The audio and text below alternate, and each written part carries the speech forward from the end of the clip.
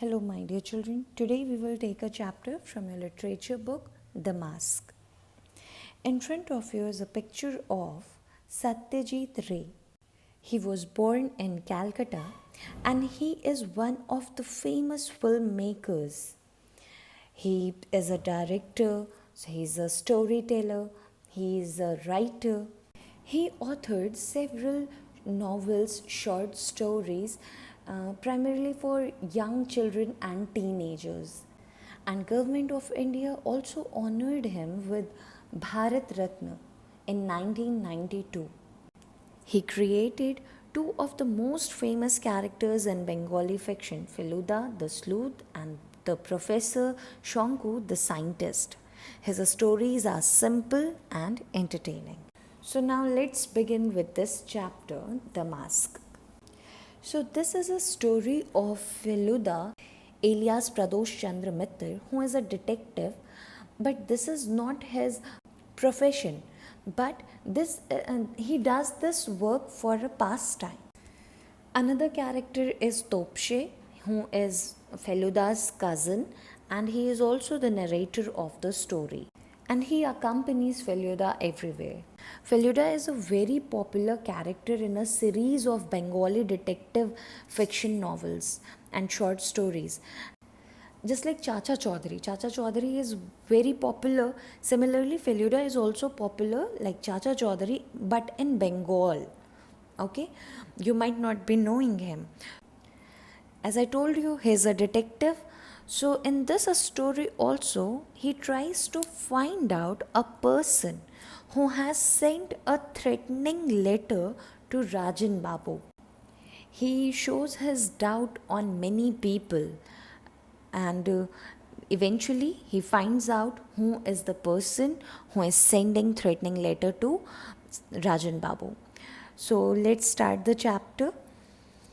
Feluda or Pradosh Chandra Mittar is an amateur sleuth who is a character in a series of Bengali detective fiction novels and short stories which were written by Satyajit Ray. He makes his first appearance in this story. Topshe is Feluda's cousin and the narrator of the story. He accompanies Feluda on all his adventures. Feluda and Topshe are on holiday in Darjeeling when this incident occurs. Here, the word amateur means someone who does a work not as a profession but as a pastime. Like I told you, he was a detective, but he wasn't professional in that field, but he was doing it as a pastime or because he had an interest in that. And sleuth, I have told you, it means detective. So amateur sleuth together means a person who does the work of a detective because he is interested in it and not because it is his job. And the last line tells us that this incident took place in Darjeeling, where Feluda and Topshe are on a holiday. Let's see the first paragraph. I had accidentally overheard a disturbing conversation between Rajan Babu and a friend of his when I was sitting in the mall and had reported to Feluda that there seemed to be something to investigate.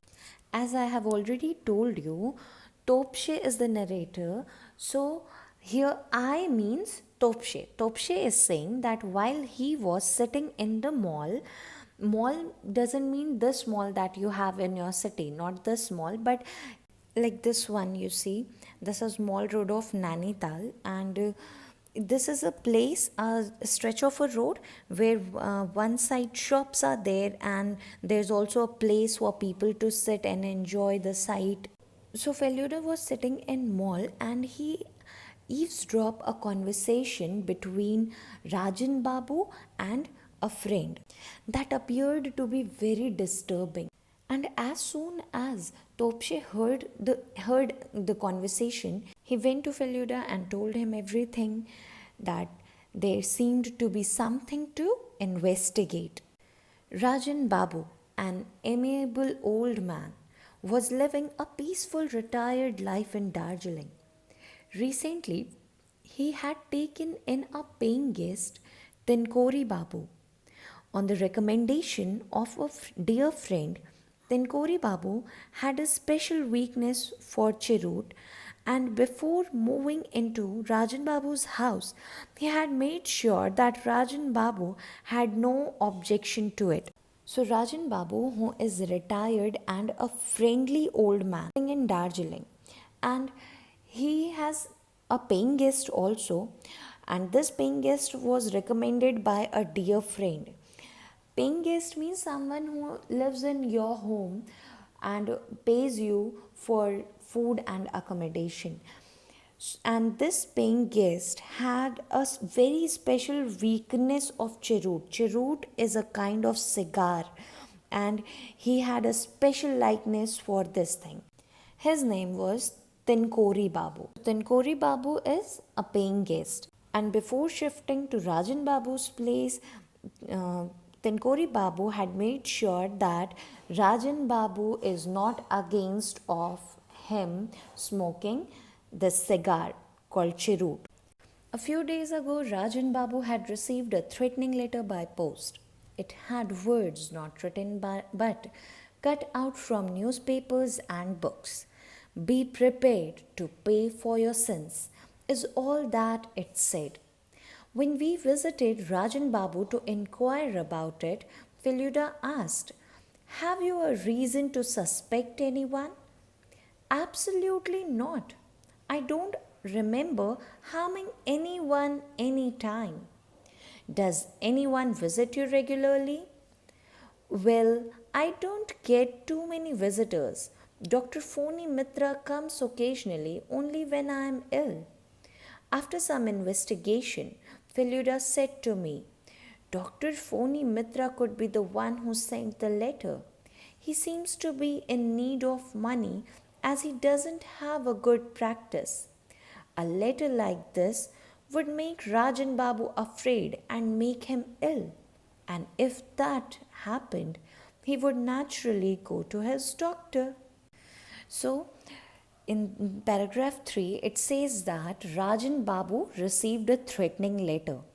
In that letter, it was not written by pen, but the alphabets were cut from newspapers and books. And in that letter, only one line was there: "Be prepared to pay for your sins." So, someone was threatening Rajan Babu and told him to be prepared to pay for his sins. After this, Feluda started to investigate, and he went to Rajan Babu's place and asked him that if he has doubt on anyone, to which Rajan Babu said that absolutely not, and he has never harmed anyone. He doesn't remember anything like harming anyone. Feluda further asked that is there anyone who visits Rajan Babu regularly, and then Rajan Babu told him that not many people visit him, and Dr. Phony Mitra occasionally comes to see him when he is ill. After this conversation, Feluda raises his doubt and tells Topshe that it might be Dr. Phony Mitra who has sent this letter to Rajan Babu, because these days he is not making much money. Many patients are not coming to him. That's why he has sent this threatening letter to Rajan Babu, so that he gets scared and he may get ill in this tension. And definitely when he is ill, to whom he will call? He will call Dr. Phony Mitra. So, and in this way, Phony Mitra can make money. So, in order to make money, Dr. Phony Mitra has sent this threatening letter to Rajan Babu. This is not sure. Feluda is only raising his doubt. This is not sure. Now see paragraph number 9. The second person who visited Rajan Babu often was Mr. Ghoshal, an expert in antiques. Of late, Rajan Babu had developed an interest in antiques and curios and collected many masks, daggers, and old paintings. So, who was the second person to visit Rajan Babu? First was Phoni Mitra, and the second person who visited Rajan Babu very often was Mr. Ghoshal. And he was expert in old and very valuable things. And Rajan Babu had developed an interest in the collection of antiques and curios. Curios means old objects that are very rare, not only old but rare also, something that everyone may not have, only few they have. People are very fond of collecting old and rare things. So this is called curios, rare and unusual things which are small in size and people often collect them. So Rajan Babu collected many masks, daggers and old paintings. Daggers is a small pointed knife like thing that you must have seen Sikh people carrying a small knife with them as a weapon. It is called dagger. See paragraph number 10. The Tenkori Babu thought Ghoshal was a crook. I don't trust him at all.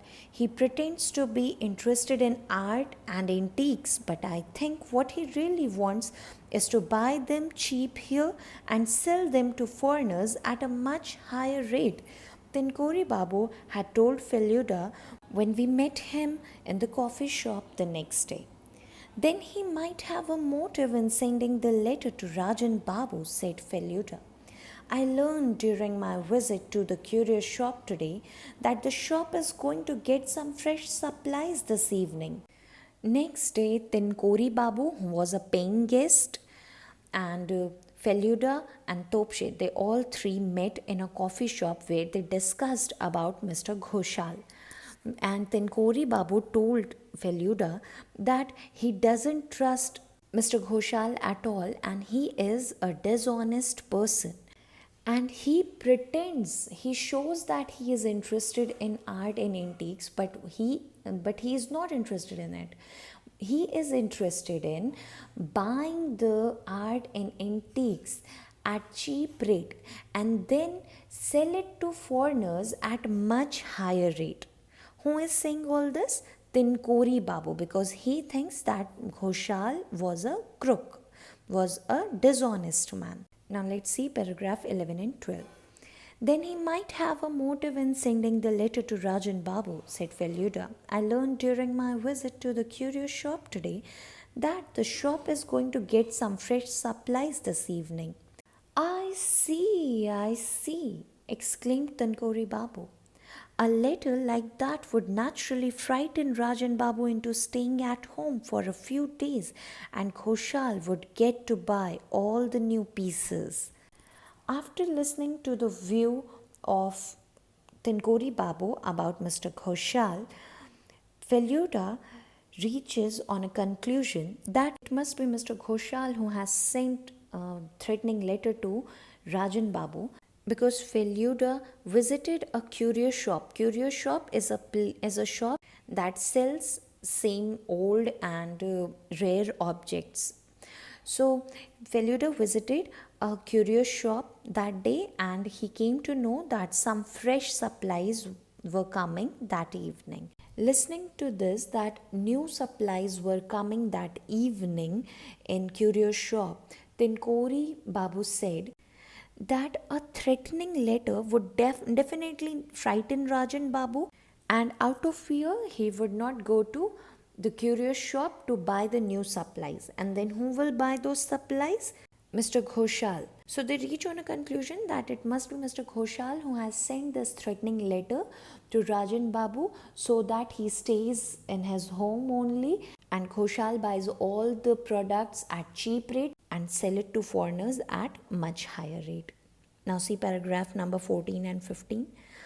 Our next suspect was Rajan Babu's son, Prabir Majumdar, who was away. Rajan Babu, it seems, had asked Prabir to leave the house when he was caught stealing money from his father's cupboard. Father and son had not been in contact since. Feluda's investigation had revealed that Prabir had recently arrived in Darjeeling. This news shocked Tenkori Babu. So, third suspect was Rajan Babu's son, Prabir Majumdar. And why they had doubt on him? Because Rajan Babu caught Prabir Majumdar stealing money, and because of that, Rajan Babu told him to leave his house. And father and the son, they both were not in contact since then. And Feluda also came to know that Prabir had come to Darjeeling, and this news was shocking for Tankori Babu. That's it for today, children. If there is anything, any paragraph that is not clear, you can ask. Thank you.